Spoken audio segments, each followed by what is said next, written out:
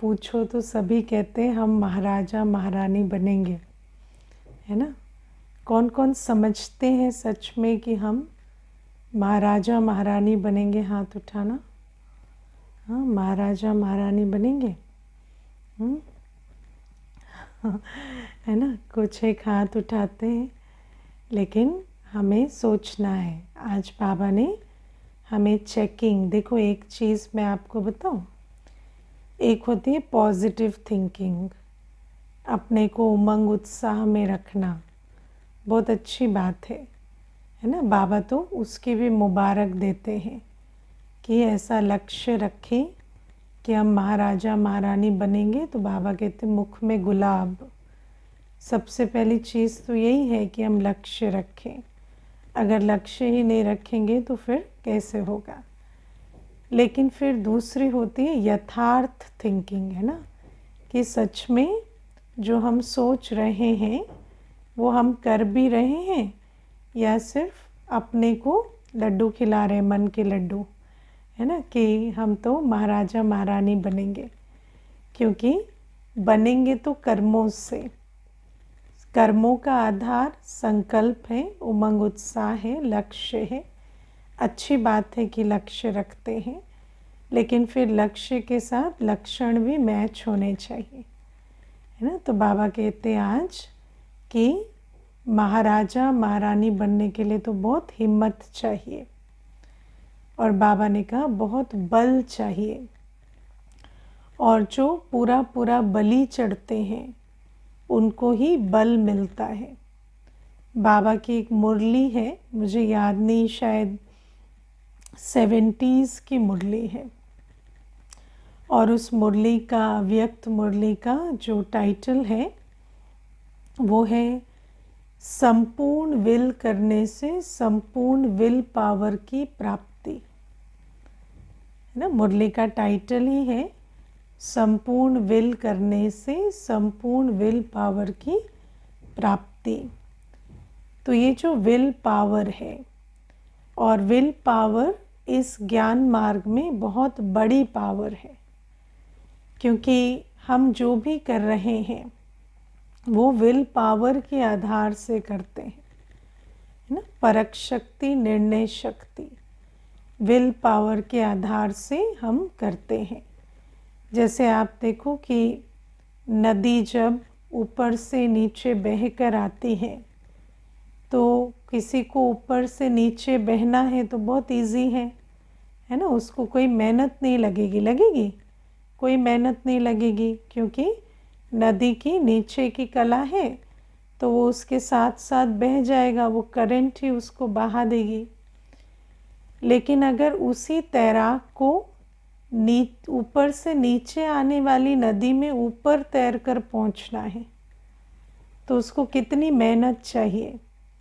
और वो जो बहाव है उसके विरुद्ध उसको अगर चढ़ के जाना है, तैर के जाना है, तो उसको तो बहुत विल पावर चाहिए। ऐसे ही आप देखो गिरती कला की दुनिया में, माया की दुनिया में गिरने के लिए कोई मनोबल नहीं चाहिए। गिरना तो बहुत इजी है, क्योंकि सारा संसार गिर रहा है। पतित बनना, गिरना, विकारी बनना, ये बहुत इजी है, क्योंकि बहाव ही वही है ना। तो संसार के बहाव में बह जाना बहुत इजी है। लेकिन अगर हमें चढ़ती कला में जाना है, और चढ़ती कला में हम कब जाएंगे? जब हम बाबा की संपूर्ण श्रीमत पर चलेंगे। लेकिन जैसे ही हम संपूर्ण श्रीमत पर चलते हैं तो क्या होता है, दुनिया की जो लहर है और श्रीमत, वो दोनों ऑपोजिट जाते हैं, है ना। दुनिया में जो चल रहा है और जो बाबा हमें कह रहा है वो जैसे पूरा विपरीत जाता है। तो फिर क्या होता है, उसमें बहुत विल पावर चाहिए।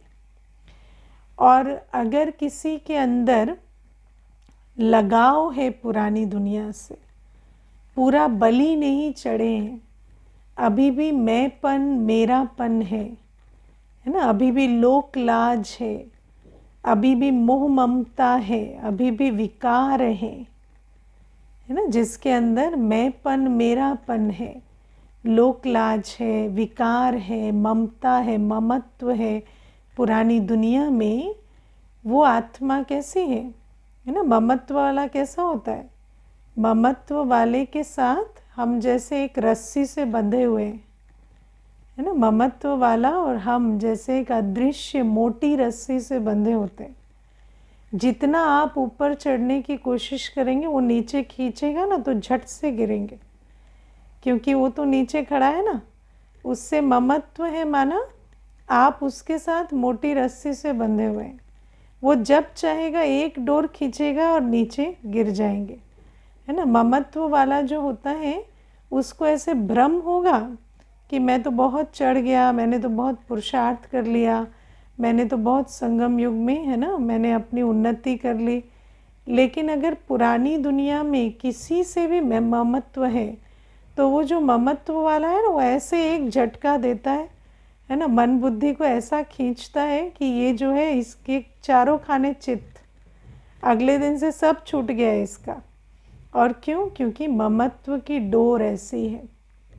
तो इसीलिए बाबा हमें कहते हैं, जो पूरा पूरा बलि नहीं चढ़े हैं, जिन्होंने पुरानी दुनिया को नहीं छोड़ा है, मेरा एक शिव बाबा दूसरा ना कोई नहीं किया है, मेरे जीवन में सिर्फ ज्ञान योग धारणा सेवा का महत्व है, ये नहीं समझा है, तो ऐसे बच्चे चाहे सोचेंगे कि हम राजा रानी बनेंगे, लेकिन उनका तो पुरानी दुनिया से इतना अटैचमेंट है कि जैसे ही वहाँ पर कुछ होगा तो इनका पुरुषार्थ खत्म हो जाएगा। तो इसीलिए बाबा हमें कहते हैं, और ये जो संगम युग है ना, संगम युग में पुरुषार्थ कोई मासी का घर नहीं है। संगम युग में एवरी डे निरंतर पुरुषार्थ करना होता है। संगम युग की एक घड़ी भी मिस होती है तो फिर उसमें देखो संगम युग कैसा है, या तो चढ़ रहे हैं या गिर रहे हैं। संगम युग में स्टेबल कुछ नहीं होता, या तो हम चढ़ती कला में होते हैं या गिरती कला में होते हैं। जितनी देर हम चढ़ती कला में नहीं है, हम ऑटोमेटिक गिर रहे हैं। तो संगम युग माना निरंतर चढ़ती कला में रहना पड़ेगा, निरंतर श्रीमत पर चलना पड़ेगा। थोड़ा भी ठहरे, थोड़ा भी चक्कर टक्कर में आए तो नीचे गिर जाते हैं। और विश्व महाराजन महारानी कौन बनेंगे? जो निरंतर पुरुषार्थ करेंगे, है ना, निरंतर पुरुषार्थ करेंगे, निरंतर अपना समय श्वास संकल्प तन मन धन श्रीमत पर लगाएंगे, उनको कहेंगे राजा रानी। राजा रानी और प्रजा में क्या फ़र्क है ना। प्रजा इस समय सिर्फ बनेगी, प्रजा भी तो बनेगी ना, सतयुग की प्रजा है ना। आजकल तो आपको पता है ना, ऑफिसेस में, गवर्नमेंट ऑफिसेस में एमटीएस बोलते हैं। पहले जो प्यून की पोस्ट होती थी उसको आजकल मल्टीटास्किंग स्टाफ कहते हैं, एमटीएस। उसकी पोजीशन की जब आजकल भर्ती होती है ना, तो पीएचडी वाले भी अप्लाई करते हैं, है ना। आजकल पीएचडी वाले भी उस पोजीशन के लिए अप्लाई करते हैं।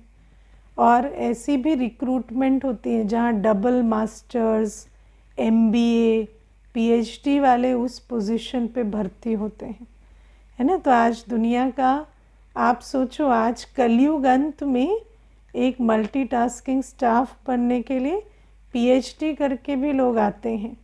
तो आप सोचो सतयुग में प्रजा बनने के लिए सतयुग में प्रजा बनना भी मासी का घर नहीं है। कलयुग में अगर ये हाल है तो सतयुग में भी प्रजा बनना मासी का घर नहीं है।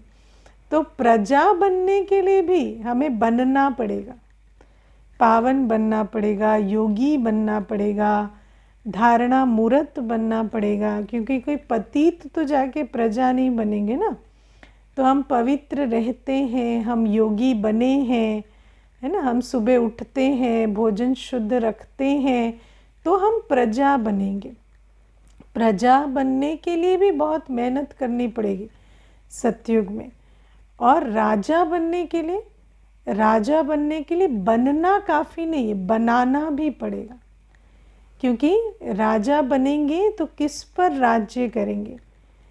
इस समय जितना सुख दिया होगा, जितना विश्व कल्याण किया होगा, जितना आत्माओं का, प्रकृति का कल्याण किया होगा, इंस्ट्रूमेंट बने होंगे, अपने तन मन धन से बलिहार गए होंगे, जितना उतना वहाँ पर राज्य मिलेगा।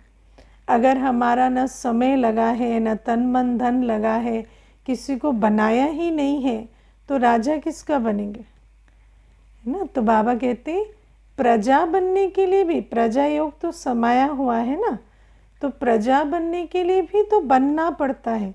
पावन बनेंगे, योगी बनेंगे, विकर्म विनाश करेंगे, दैवी गुण धारण करेंगे, तब प्रजा बनेंगे, है ना। लेकिन राजा बनने के लिए बनाना पड़ेगा, इंस्ट्रूमेंट बनना पड़ेगा, है ना। ये जो बाबा का विश्व कल्याण का कार्य है, इसमें अपनी संपूर्ण जीवन के साथ बलिहार होना पड़ता है, अपने सर्वस्व के साथ बलिहार होना पड़ता है।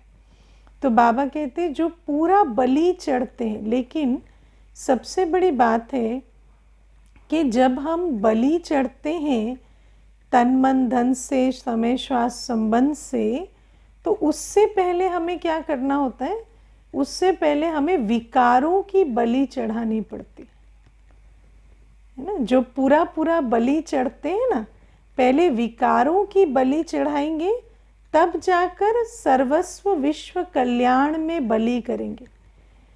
क्योंकि हम सोचें कि हमारे अंदर मोह भी रहे, विकार भी रहे, लोकलाज भी रहे, और फिर हम बलिहार भी हो जाएं, है ना। हम अपना समय भी लगाएं, संकल्प भी लगाएं, सेवाधारी बने, तन मन धन लगाए, नहीं हो सकता, है ना। कई बार व्यक्ति सोचता है ना, क्या सोचता है व्यक्ति, काजल की कोठरी में जाएं, काजल की कोठरी साफ भी कर दे और लांछन भी ना लगे, है ना।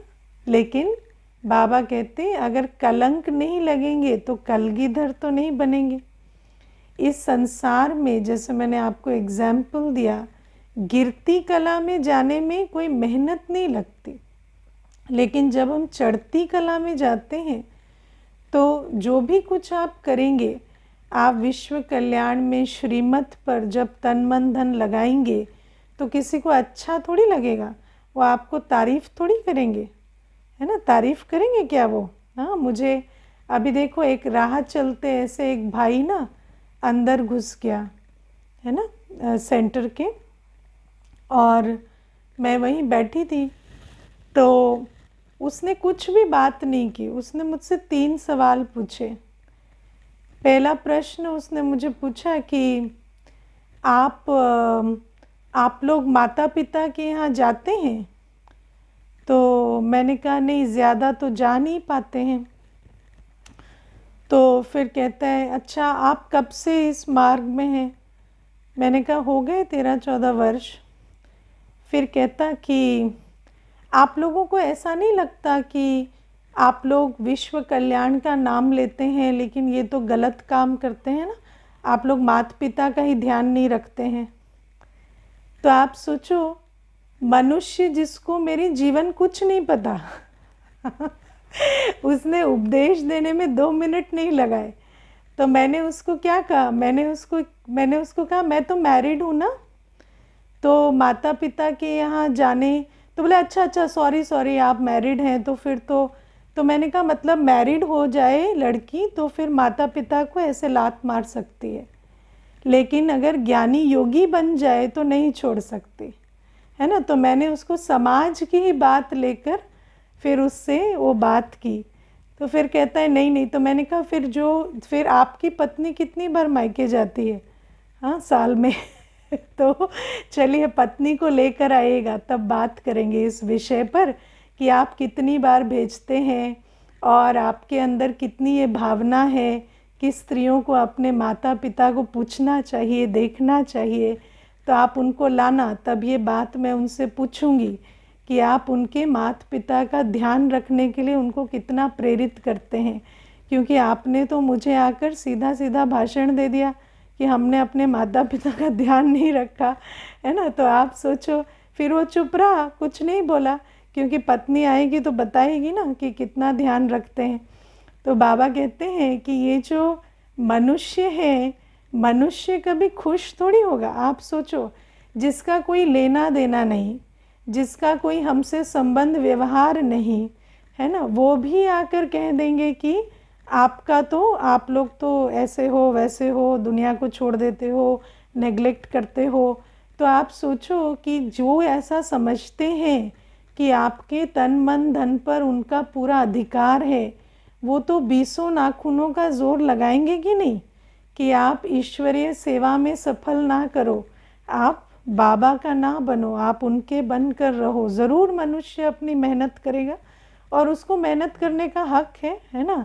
लेकिन बाबा कहते हैं कि इन सारी बातों के बीच जब हम समझ पाते हैं ना कि जो विल पावर रखेगा, क्योंकि विल पावर बहुत चाहिए, बहुत सारी बातें आएंगी।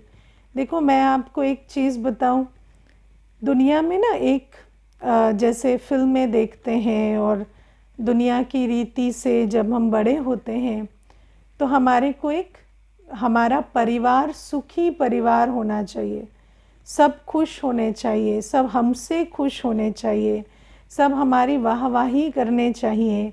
हमें इस प्रकार की एक ट्रेनिंग दी जाती है ना। लेकिन आपको पता है आज वाहवाही किसकी होती है ना? जो मूर्ख होता है, जो हर किसी के विकारों की पूर्ति करता है, जो हर किसी के स्वार्थ की सिद्धि में भागीदार बनता है, सिर्फ उसी की वाहवाही होती है। आज आप अगर वाहवाही ढूंढेंगे, आज अगर आप उस छवि के पीछे भागेंगे ना कि हर कोई आपको अच्छा कहे, अच्छा समझे, तो आप उसकी बहुत बड़ी कीमत चुकाएंगे, है ना। क्योंकि जैसे ही आप मनुष्य की स्वार्थ सिद्धि नहीं करेंगे, वो आपके ऊपर सीधा लांछन लगाएगा। लेकिन अगर आपको उन लांछनों से डर लगता है, अगर आपके अंदर लोक लाज है, तो आप कभी राजा नहीं बन सकते। अगर आप उस लांछनों से डरते हैं, आप लोक लाज में आते हैं, तो आप कभी राजा नहीं बन सकते। इसीलिए बाबा हमें कहते हैं, जब हम पुरानी दुनिया में मैंपन, मेरेपन को समर्पण करते हैं, जब हम जो हमें सोचते हैं कि इन पर हमारा संपूर्ण अधिकार है, उनको ठेस भी पहुंचती है, तब भी हम समझ पाते हैं कि यही सत्य है, मेरा जीवन शिव बाबा के लिए है। और भले ही वो ठेस पहुंचती है तो हम अपना बेस्ट भी करते हैं, उनको शुभ भावना, मीठे बोल, हर प्रकार से उनको शांत भी करते हैं। लेकिन हमें इस बात को समझना है कि राजा बनना मासी का घर नहीं। राजा बनने के लिए बहुत हिम्मत चाहिए, बहुत लांछन सहने पड़ते हैं। और दो प्रकार के लांछन आपको सहने पड़ेंगे। पहला, जब आप सफल करेंगे ना, जब आप बिना सफल किए कोई राजा नहीं बनता, इसको याद रखना, है ना। जब तक आपका तन मन धन सब कुछ ईश्वरीय सेवा में नहीं लगता। ब्रह्मा बाबा के अंदर इतनी विल पावर कैसे आई? ब्रह्मा बाबा विश्व महाराजन कैसे बने? धक से सफल किया, कभी पूछा नहीं, सोचा नहीं कि भगवान कह रहा है या नहीं, कोई संशय नहीं लाया, एक झटक में, है ना, झाटकू कहते हैं ना, तो एक झट से ब्रह्मा बाबा ने सर्वस्व स्वाहा किया, तभी ब्रह्मा बाबा नंबर 1 हुए। ऐसे ही जो सर्वस्व विल करते हैं, जो बलिहार जाते हैं पूरा पूरा सब कुछ सहित, वही उन्हीं के अंदर उतनी विल पावर आती है, क्योंकि उनको एक शिव बाबा, दूसरा ना कोई है। क्योंकि सब कुछ शिव बाबा पर वार दिया है, तो एक शिव बाबा, दूसरा ना कोई है। और एक शिव बाबा, दूसरा ना कोई है, तभी एक भरोसे से ही बल आता है। और फिर वो आत्मा, कितनी भी बातें होंगी ना, कितने भी पेपर आएंगे, शरीर से, संबंध से, समाज से, ब्राह्मण परिवार से, कितने भी पेपर आएंगे, आप उन्हें पार करते हुए जाएंगे। क्योंकि उन पार करने के लिए आपको विल पावर चाहिए। और विल पावर बुद्धि की कैपेसिटी होती है। जिस आत्मा के अंदर विल पावर होती है ना, उसकी बुद्धि में बहुत परख शक्ति, निर्णय शक्ति होती है, क्योंकि वो एक शिव बाबा दूसरा ना कोई करके चलती है ना, तो उसकी बुद्धि हर समय यथार्थ परख, यथार्थ निर्णय लेती है। इसीलिए कोई भी विघ्न के समय वो उलझन में नहीं फंसते, उनकी गिरती कला नहीं होती, माया उनको पछाड़ नहीं पाती, लेकिन हर विघ्न को पार करके वो विजयी बन पाते हैं, क्योंकि विल करके जो शक्ति मिली है ना, उस शक्ति के आधार से उस आत्मा के अंदर खूब परख शक्ति, निर्णय शक्ति होती है। तो इन बातों को हमें बहुत अच्छे से समझना है। और जब आप राजा भी बनना चाहते हैं ना, तो सबसे पहले तो क्या होता है कि जहाँ मैंपन, मेरापन है, उसको छोड़ना होता है, सफल करना होता है ना। तो बैड से गुड बनना है ना, विकारी से निर्विकारी बनना, व्यर्थ से सफल करना, ये तो एक स्टेज होती है जहाँ पर आपको बहुत पेपर देने पड़ेंगे। लेकिन जब आप गुड से बेस्ट बनना चाहेंगे, है ना, सेवाओं में भी जब आप नंबर 1 जाना चाहेंगे, जब आप चाहेंगे कि मैं संपूर्ण निमित्त बनकर चलूं, तब भी आपको बहुत पेपर देने पड़ेंगे। तो बाबा कहते राजा बनना मासी का घर नहीं। जिसको लोक लाज है, जिसको मोह है, जिसको किसी के कहने से फर्क पड़ता है, किसी के लांछन लगाने से जो मुरझा जाता है, वो विश्व महाराजन, विश्व महारानी नहीं बनते। क्योंकि विकारी दुनिया में तो बहुत सारी बातें सहनी पड़ेंगी अगर आपको चढ़ती कला में जाना है ना। तो बाबा कहते हैं और रुस्तम के आगे माया और रुस्तम होकर लड़ती है। तो इस बात को बहुत अच्छे से हमें समझना है। तो राजा रानी बनना है, बनना चाहिए। हर एक बच्चे को लक्ष्य रखना है कि मैं विश्व महाराजन, विश्व महारानी बनूं। लेकिन उसके लिए जो लक्षण चाहिए वो भी चेक करें, है ना। ऐसे नहीं हम बस बनेंगे सोच कर बैठ जाएं, है ना। कई ऐसे बच्चे होते हैं ना, आपने स्कूलों में भी देखा है कि जब पढ़ते हैं, एग्ज़ाम देते हैं, तो उनको पता नहीं चलता। जब रिज़ल्ट आता है तो बहुत शॉक्ड होते हैं, है ना। ऐसे शॉक्ड होते हैं जैसे 90 आने वाले थे, 40 आ गए, है ना। तो हाँ, एक बच्चा था तो उसको 40 मार्क्स मिले थे, तो बहुत दुखी हुआ। तो मैंने उसको बोला पता नहीं चला था क्या कि 40 आएंगे, क्या लिख के आए थे ऐसा एग्ज़ाम में? तो मुझे कहता है नहीं, मुझे पता ही नहीं चला। मैं बोली ये तो और भी बुरी बात है, वो पता करो पहले, है ना। दुखी बाद में होना। 40 आएंगे पता कैसे नहीं चला? अरे तुम तो 90 का लिख के आओगे तो ना दुखी होगे कि मेरे 80 आए। अगर आपको यही नहीं पता चल रहा हम 40 के लायक हैं, तो फिर ये तो बहुत बुरी बात है ना। तो बाबा कहते हैं इसीलिए बाबा जब रोज़ समझाते हैं तो हमें इवैल्यूएशन मेथड भी चेक करना है कि हम क्या कर रहे हैं और क्या हमारा लक्ष्य है। लक्ष्य से अगर लक्षण मैच नहीं कर रहे तो उनको मैच करवाना है ना। और प्यारे बाबा आज हमें कहते हैं मैं तुम्हें जमघटों के दुखों की पीड़ाओं से बचाने आया हूँ, है ना। जमघटों के दुखों की पीड़ाएं। और वैसे तो हम समझते हैं कि अंत में सज़ाएं मिलेंगी, लेकिन आज तो मनुष्य कितनी सज़ा भोग रहा है ना। मैं तो ऐसा समझती हूँ, जैसे बाबा कहता है ना कयामत का समय है, तो वास्तव में हर धर्म में देखो, धर्मराजपुरी, क़यामत का समय, डे ऑफ जजमेंट, इस प्रकार की बातें होती हैं। और सच में अभी तो क्या चल रहा है, सारी विश्व जैसे क़यामत का समय चल रहा है। और सारी विश्व में आज क्या चल रहा है, कर्मों के हिसाब किताब का बड़ा खेल, बेहद का खेल चल रहा है। और इस बेहद के खेल में जमघटों के दुखों की पीड़ा हो रही है ना। हर आत्मा को शारीरिक, मानसिक, हर प्रकार की कितनी तनाव, कितनी व्याधियाँ, कितनी पीड़ाएं आत्मा भोग रही है ना। लेकिन बाबा कहते मैं तुम्हें वो कर्म सिखलाता हूँ जिससे तुम इन पीड़ाओं से छूटते हो, है ना। मैं छोटी छोटी बातें हैं, मैं कभी कभी सोचती हूँ कि जैसे आप देखो आज मनुष्य का क्या है, मनुष्य कितनी पीड़ा सहता है, कितनी उसको दुख, कितना मानसिक पीड़ा उस आत्मा को रहती है अपनी इच्छाओं के कारण, अपने मोह के कारण, है ना, अपने देहाभिमान के कारण। देहाभिमान की अग्नि में कितना जलते हैं, है ना। मुझे इसने नहीं पूछा, उसने नहीं पूछा, वो मुझे बुलाते नहीं हैं, वो मुझे इंक्लूड नहीं करते, वो मुझे शामिल नहीं करते। उस चक्कर में कितनी पीड़ा मनुष्य सहता है। तो बाबा कहते ये जो विकार है, अंदर देहाभिमान है, तो वो छोटा, वो राइट, मैं रॉन्ग, वो मैं राइट, वो रॉन्ग, ये कितना चलता है। और उस कारण से कितने जमघटों की पीड़ा, क्योंकि ये जो अंदर अंदर अपने संकल्प चलते हैं, उन संकल्पों की जो पीड़ा है वो तो आत्मा स्वयं ही सहती रहती है ना। मोह से, ईर्ष्या से, क्रोध से, क्रोध अग्नि में कितना जलते रहते हैं।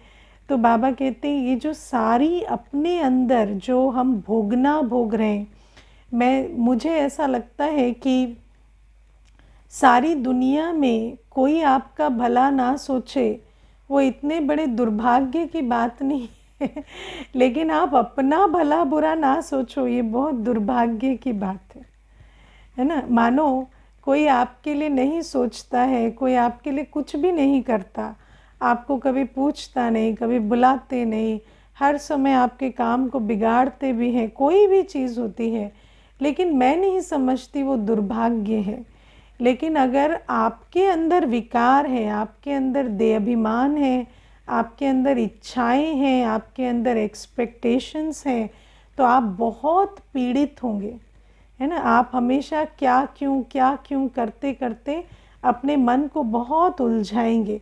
और जहाँ आपने 3 बिंदु लगाया, मैं आत्मा, वो आत्मा, हर एक अपना पार्ट बजा रहा है, मेरे साथ बाबा बैठा है ना, और ड्रामा कल्याणकारी है, 3 बिंदु आपने लगाए, आप सदा सुखी हो जाएंगे। क्योंकि वैसे भी आप किसी को कुछ भी करने से रोक नहीं सकते हैं। जो जैसा है वो वही देगा, जिसके पास जो है वो देगा। हर आत्मा अपने संस्कार से मजबूर है, इसीलिए आप किसी को भी चाहेंगे कि वो अपने कर्म बदलें, वो आपके साथ इस प्रकार नहीं उस प्रकार से चले, तो वो तो अपना व्यवहार नहीं बदलने वाले। लेकिन हम अपने संकल्पों, अपने बोल और अपने कर्मों का चयन कर सकते हैं। हमारे अंदर वो चॉइस है ना। जैसे देखो, एक माता थी, तो मुझे कहती मेरा बेटा है, एक ही जवान बेटा है, पति मेरे शरीर छोड़ दिए, तो अब एक ही जवान बेटा है, वो शराब पीता है, और वो रोज़ शराब पीकर आकर झगड़ा करता है ना। तो मैंने कहा आपकी मुसीबत ये नहीं है कि वो शराब पीता है, आपकी मुसीबत ये है कि आप दरवाज़ा खोलकर उसको घर में बिठाकर वो जितनी देर झगड़ा करता है, उस झगड़े को देखकर दुखी होते, है ना। मैंने कहा आप उसको क्यों अंदर घुसने देते, क्यों उसको रखते। कहते मेरा एक ही तो बेटा है। अब आप देखो मनुष्य किस कारण पीड़ित है, उस मोह के कारण। फिर उसको पैसे कौन देता है, तो माँ ही पैसे देती है ना। तो बाबा हमें कहते हैं ये जो सारा सारा दुख और पीड़ा का चक्कर है, वो परिस्थितियों के कारण नहीं है, वो तो आत्मा का अपना देहाभिमान है, आत्मा का अपना मोह है। देखो मुझे एक भाई रो रो कर कहता था कि मेरे छोटे भाई को मैंने पढ़ाया लिखाया, हमारे पिताजी कुछ भी ध्यान नहीं देते थे घर पर, मैंने उसको पढ़ाया लिखाया, लायक बनाया, आज वो मुझे पूछता नहीं है, उसने अपनी लड़की की शादी में मुझे नहीं बुलाया, है ना। तो ऐसे कह कह के वो इतना रोता था। अब आप सोचो मनुष्य कितना मैंने किया इस कारण कितना दुखी रहता है। मैंने किया, मुझे नहीं पूछा, मैंने किया। मैंने कहा आप उनको कितना भी कहोगे ना भाई, उसका मन नहीं होगा, वो नहीं बुलाएगा। उसको जब बुलाना होगा बुलाएगा, नहीं बुलाना होगा नहीं बुलाएगा।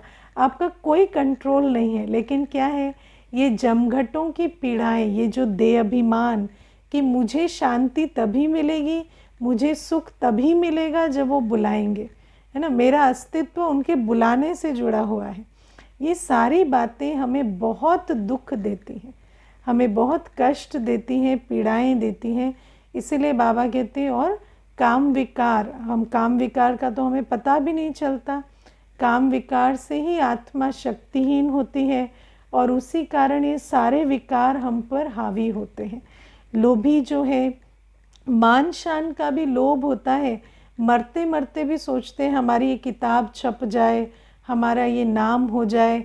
शरीर नहीं छूटता है जब तक किताब की पब्लिकेशन नहीं हो जाती है ना। पड़े पड़े बिस्तर पर भी यही संकल्प चल रहे हैं कि हमारा ये पब्लिकेशन हो जाए, हमारी किताब छप जाए, हमारा नाम मान हो जाए। तो बाबा कहते हैं ये सारी जो जमघटों की पीड़ाएं हैं इस पुरानी दुनिया में, जो व्यर्थ विस्तार और विकार की दुनिया है, इसमें हर आत्मा जो अपना दुश्मन बनी पड़ी है। हम कहानी में सुनते थे कि तुलसीदास ने, शायद तुलसीदास रामायण में ये बात आती ना कि जिस पेड़ पर बैठे थे उसी पेड़ की डाल को काट रहे थे, है ना। तो जब वो बात देखी तो हम सभी जब उस कहानी को सुनते हैं तो हमें लगता है कि जो जिस पेड़ पर बैठे हैं उसी की डाल को काटे, ये तो कितनी बेअक्ली की बात है। लेकिन वास्तव में देखा जाए तो आत्मा का ही मन बुद्धि संस्कार है और आत्मा स्वयं ही अपने ही मन, अपनी ही बुद्धि और अपने ही संस्कारों को इस प्रकार से चलाती है, अपने कर्मों को ही ऐसा रखती है कि उसको स्वयं ही दुख होता है। इसीलिए आज बाबा हमें कहते हैं मैं तुम्हें बेअक्ली से अक्ल में लेकर आता हूँ, मैं तुम्हारी बुद्धि का ताला खोलता हूँ, मैं तुम्हें जमघटों की पीड़ाओं से बचाता हूँ।